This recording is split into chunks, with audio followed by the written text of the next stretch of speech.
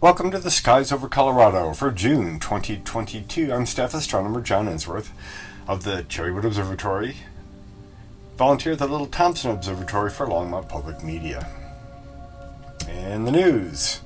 We're just leaving James Webb Space Telescope up at the front because big stuff is happening every month.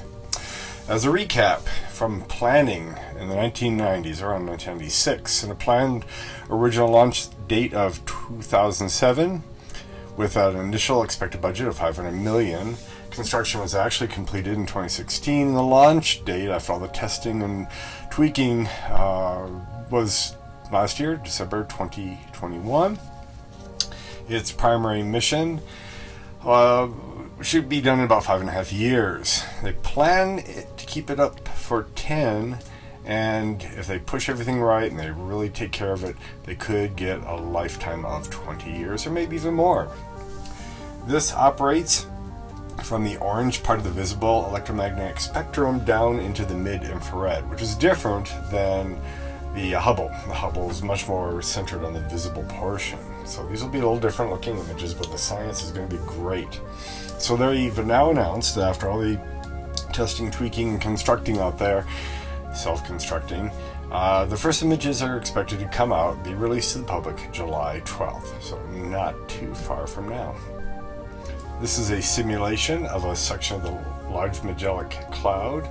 The Spitzer Space Telescope was a long-running, very successful infrared telescope. It's now defunct, ended its life.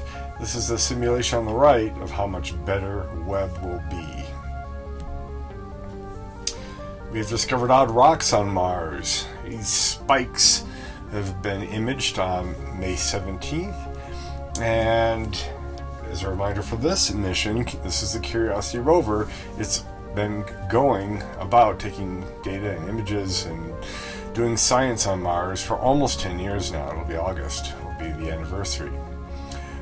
These spikes imaged here probably formed when ancient rocks cracked, filled with a cement-like material, so it probably was water involved.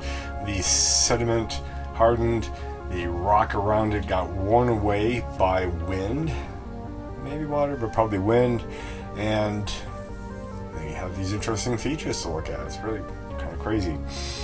Weaker gravity on Mars, about a third of Earth's, may also help these delicate things remain. We have another close neighbor planet, probable. We have to confirm these things, but it's in the Alpha Centauri system, and let's go through a run-through of what this system is. It is the closest star system to the Earth. One of the three stars, Alpha Centauri C, or Proxima, is the closest star period to us, only 4.2 light years away. The brightest star, Alpha Centauri A, is also called Rigel Kentaurus. Alpha Centauri B is Ptolemy. And the Proxima star is a dim little red star. You can see its image over here on the lower right of the top thing. It's a very dim, small star. And it might have 3 planets around it. Pretty amazing. Proxima B is actually about Earth-sized and is probably in the habitable zone. And we'll go into details what the habitable zone is in Astro 101 coming up soon. Goes around the star every 11 days. Our year is 365. So this is a much smaller system, less energy coming out of that star. But yeah, that's pretty intriguing. Proxima C is still sort of in a candidate mode. It's about 6 times Earth's mass and goes around in a very cold orbit every 5.2 years. And this new one, Proxima D, zips around about every 5 days, and it's probably too close and too hot for life, and it looks to be very small, about the quarter of Earth's mass. Looking at big star parties, well, things seem to be largely back to normal. In June, we've got one in Pennsylvania, Michigan, Grand Canyon Star Party in Arizona, and the Rocky Mountain Star Stare here near Colorado Springs, or Gardner. It is at the end of June, so this is a good one to go to. We have another one in Nebraska in July. The Oregon Star Party in Oregon, also in July. Stellafane is a big, long-running, famous one in Vermont. And the Badlands Festival, not too far away in South Dakota. So, yep, get out there, take a look at the stars, talk to amateur astronomers who really do it well. Your Astro 101 is an interesting topic. These are rogue planets, also known as free-floating planets. Sunless planets, unbound planets, interstellar planets are basically that. They are planets in which the orbital mechanics in their birth solar system flung the planet out into interstellar space, and off they go. They gain enough energy that they break orbit with their parent star. They are probably very, very cold because they aren't near a star, but they could have warmth due to internal heat release. Especially the larger ones are probably still quite warm, and so you could have melted liquid water oceans with geothermal vents down below, so you could even conceivably have life on these things, but probably not much around on the surface. 172,200 are known or suspected. 2, as best I can tell, are confirmed right now. And the way we usually find these is through what's called microlensing. Gravity bends light. We know that when we see renderings of black holes, all the starlight warped around it. But little planet will do that too, and when they're far off and they eclipse a more distant star, you'll get a little wink, a little brightening, and then cut out, and then brightening of the light. The closest known is known as WISE 0855-0714. It's only about 7.25 light years away. Alright, the sky above your backyard for this month. We've had to shift the lunar phases, so now the first quarter is the first phase. We had the new moon in that role, but we've rotated around in the month. So the 7th is the first quarter. We have a full moon mid-month in June 13th. June 21st is the third quarter, and right at the end of the month is our new moon. For planets, it's boring this summer. I'm sorry. If you don't like getting up in the early morning, there's nothing in the evening sky. There's the sun going down. And you have Make or Make on the Kuiper Belt. We have a Ceres in the asteroid belt, but nothing big. Planets around midnight, same thing, still nothing up. There's Pluto, but we don't count that because it's really too hard to find. In the morning sky, it is a traffic jam. Saturn rises this month about 5.5 hours before sunrise. Neptune about 4 hours. Mars 3.5. Jupiter 2.5. Uranus about 2 hours. Venus is nearby at 2 hours. And Mercury only about an hour before sunrise mid-month. So yep, lots of stuff to see there, and there they all are. Anytime you go out in the morning sky, it's going to be a nice show. We go through the summer solstice this month. That happens every June. This time it is on June 21st. The time that the summer begins, the solstice occurs, is 3:13 a.m. Mountain Time, with the day length of 14 hours 59 minutes, and the sun as high as it can be at 73.7 degrees. I rounded on the 15th, so it actually is up by 73.6 or something. It's a little higher on the 21st.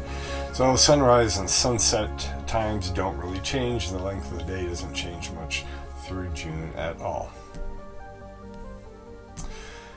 I'm going to add a new section where we're taking a look at sunspots. We've gone through a pretty long period of very minimal number of sunspots. The predicted is here. We have heliophysicists who study the sun and try to figure out what's going on. The predicted curve is there, and we've actually been getting a lot of sunspots, a lot more than predicted. It's climbing quite rapidly here. I grabbed an image from SOHO, the Solar Observing Heliospheric Observatory. I think that's right. Solar Orbiting Heliospheric Physics Observatory. Stumbled all over that one. When I recorded here, and it's actually pretty quiet on this side of the sun. The sun rotates roughly once a month. The poles actually rotate at a different speed than the equator. It is a ball of gas, at least out on the outer edges.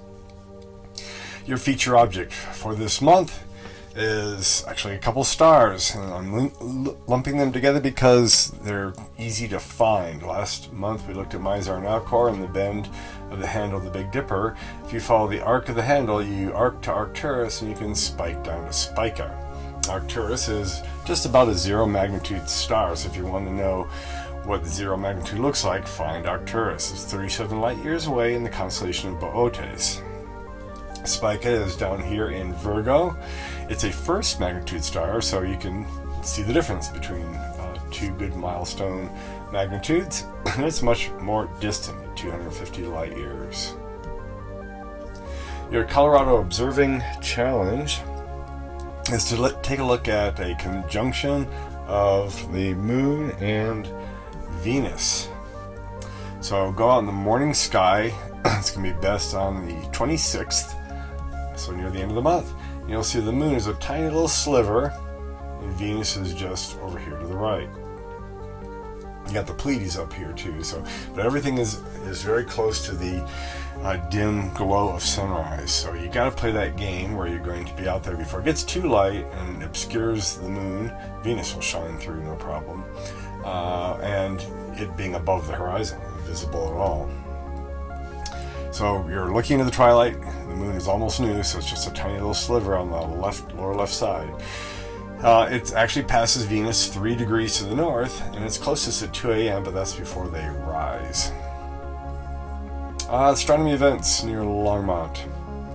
They have evidence for ancient astronomy in the Chaco culture by Dr. Sherilyn Morrow, June 16th, with the Longmont Astronomical Society, 6:30 p.m. I don't think they have a physical location figured out, but there will be a Zoom for that. The Longmont Astronomical Society is also now actually has its Rabbit Mountain observing time and everything on their website. So June 10th from 8:15 to 10:30. Contact and register at their website, please. The Thompson Observatory does not yet have third Friday public nights going, but they are open to groups scheduling. So take a look at the website and put your name in. Estes Park Memorial Observatory similarly doesn't have open house nights yet, but you can schedule for groups up to 12, and you can check out their guidelines there. Northern Colorado Astronomical Society is going to have Dr. Anthony Case talking about the Parker Solar Probe, June 2nd. As best I can tell, that's only via webcast. So see their website.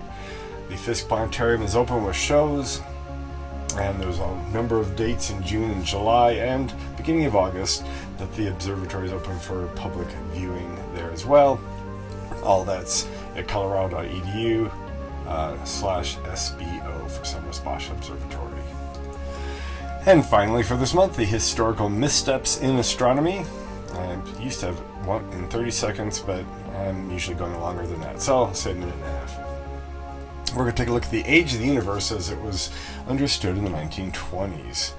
Of course, we probably know that Hubble discovered that more distant, smaller, dimmer, and then eventually we could take a look at the spectral shift due to velocity of galaxies were moving away from us faster than the closer galaxies in every direction that we looked. And so that put an end to the steady state model of the universe that it always was the way it was and always would be the way that we see it. That we actually are in a special point in time, some distance downstream from a point where everything was really close together. It was originally called the primeval atom. Later, Fred Hoyle, 1949, coined the term Big Bang, which actually caught on in the 70s, but people assumed that he was kind of making fun of it. He was a steady state a proponent, but he claims that no, he just was trying to illustrate the difference between something starting with a bang or something that was always steady state. He wasn't trying to coin something that made fun of it. But so that gave us a constant expansion rate. And Hubble's initial estimation, with not the greatest observations of not the greatest known distances, was 550 kilometers per second per megaparsec. So every megaparsec that you go out, you're seeing things moving away from us at 550 kilometers per second faster. That's kind of how to read that backwards. And if you run the clock backwards, that gives us a 1.8 billion year age. Arthur Holmes had worked in the 20s and showed that the Earth might be older, maybe significantly older than that. And so we had a crisis going, and it took subsequent observations and techniques and very careful measurements to get the modern value, which is closer to 70 kilometers per second per megaparsec, which I didn't fill this in, which gives us an age of about 13.77 billion years. Now, we still have a conundrum here, because we can take a look at distances to planets, distances to nearest stars, the size of our galaxy, the distance to nearby galaxies, and then out to more distant galaxies and like that, and kind of create an observational ladder and come up with a value closer to 73. But if you look at the cosmic microwave background radiation and make really good observations of it, you get a value closer to 67.7. And in fact, if you take a look at many observations since 2000, you can see there's a spread here of things not really matching well. So the astronomical community is still trying to narrow this down and get a really firm value for the expansion rate. Of course, it's also accelerating, and that's dark energy, and that is something for another time. If you have additions, corrections, or suggestions, contact me at johnensworth@gmail.com. This has been the Skies Over Colorado for June 2022. Keep looking up.